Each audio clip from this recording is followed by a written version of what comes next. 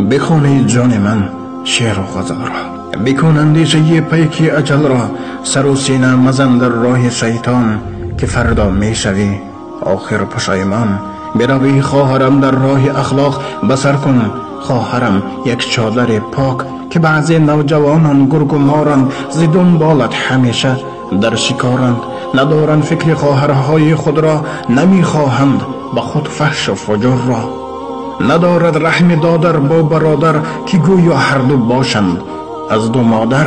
همه مهر و وفا آخر همین است، بدانید جای ما زیر زمین است.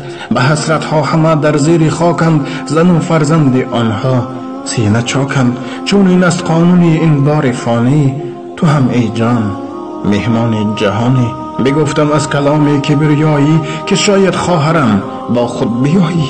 و پاکی یاد می آریم خدا را، ثنای بی عدد آن مصطفی را. نماز چون کاسه پرآب نوش است، که جنت با عبادت در فروش است. به اخلاق بودن ما فخر و عار است، که فردا نزد حق پر اعتبار است. کشا چشمی به عمر نوجوانی، بشو آماده بحر امتحانی.